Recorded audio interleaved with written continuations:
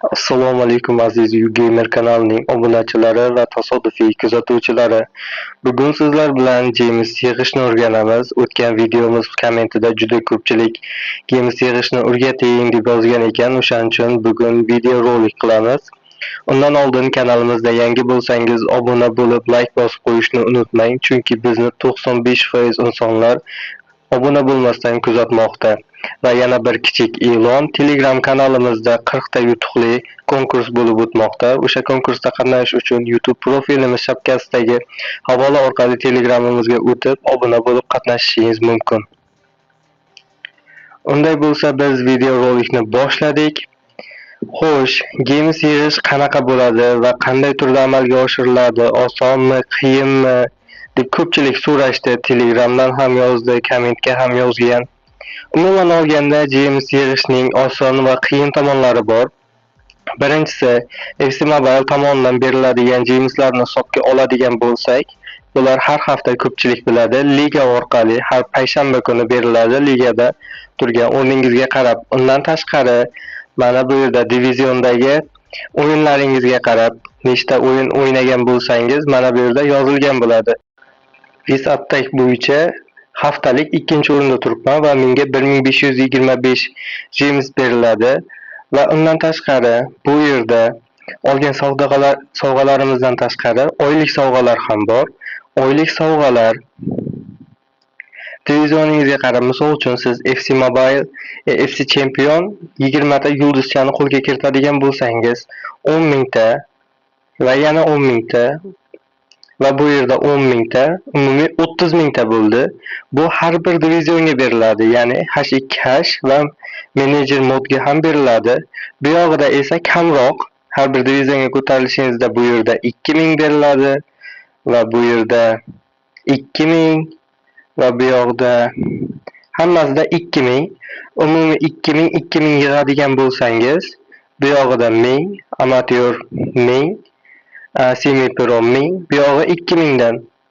Mana shu yerda o'zida 40 mingdan ziyod Games yig'sangiz bo'ladi va har birida bu yerda 40 mingtadan hisoblaydigan bo'lsak, 120 mingta James yig'iladi. Va haftaliklarni qo'shadigan bo'lsangiz, hozir biz videoda umumiy bir oyda qancha yig'ish mumkinligini hisoblab ko'ramiz. 120 mingta bu yerdan yig'iladigan bo'lsa, undan tashqari haftalik o'ynaganingiz uchun Division Rivals'da 3 mingta, 1,5 mingtadan 3 mingtagacha Games beradi. Bu har birida 2 mingtadan oladigan bo'lsangiz, o'rtacha 6 mingta va ligadan 10 mingta oladigan bo'lsangiz, 16 ming. Haftani o'zida 16 mingta olasiz. Buni 4 ga ko'paytiradigan bo'lsak, 64 mingta bo'ladi. Undan tashqari kunlik olmoslar qo'shadigan bo'lsangiz, umumiy o'rtacha 65 mingta deb hisoblagan taqdirimizda Division Rivals oyligi va o'yinlardan oladiganimiz umumiy qo'shganimizda 184 ming James bo'ladi. Buni ko'pchilik bilganligi uchun boshqa usulini aytaman. Osonroq olishni o'ylaydiganlar uchun FC Mobile'dan bo'sh vaqtim boshqa o'yin o'ynayman. Mana bu yerda olishingiz mumkin. Eng oson va qulay yo'li mana shu yerda o'yin o'ynash orqali olishingiz mumkin.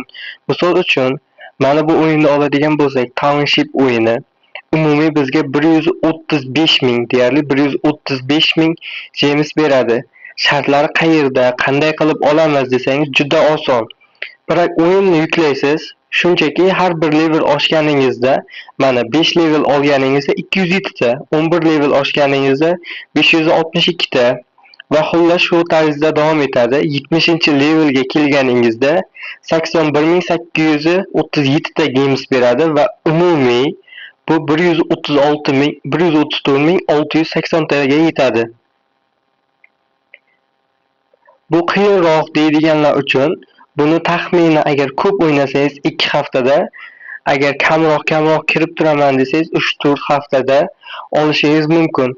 Bir haftada qanday olsam bo'ladi, bir haftada qanaqa o'yinlar o'ynasam bo'ladi deganlar uchun, misol uchun Block Travel Puzzle Book o'yini bor yoki pastaga 48919 ta mana shu o'yinlarni yuklab olib o'ynasangiz bo'ladi.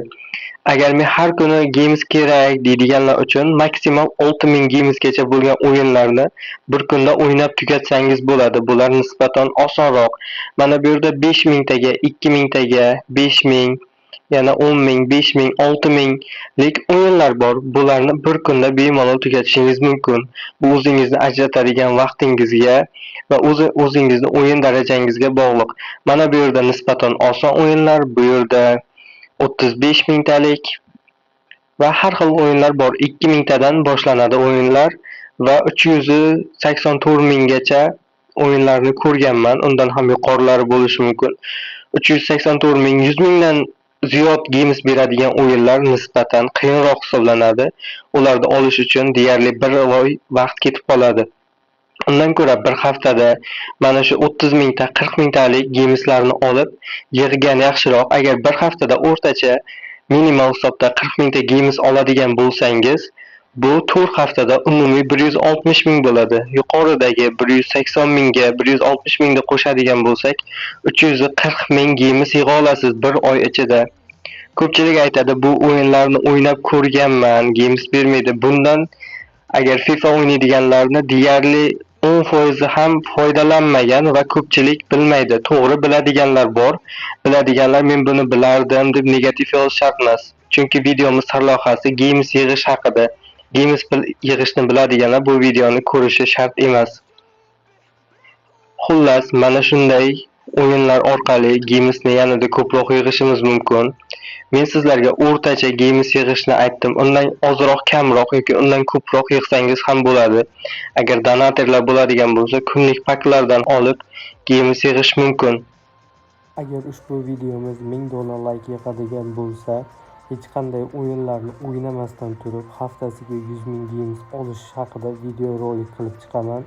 Bu yerda unda hech qanaqa o'yin o'ynamaysiz, shunchaki bir dona ish evaziga games olishingiz mumkin. Hech qancha vaqtingiz ketmaydi va o'yin o'ynashingizga hojat bo'lmaydi. Shuning bilan bugungi videomiz o'z nihoyasiga yetdi. Kanalimizda yangi bo'lsangiz obuna bo'lib bizni kuzatishda davom eting. Har hafta payshanba kuni yangi o'yinchilar kelganda open pack qilib kanalimizga joylaymiz.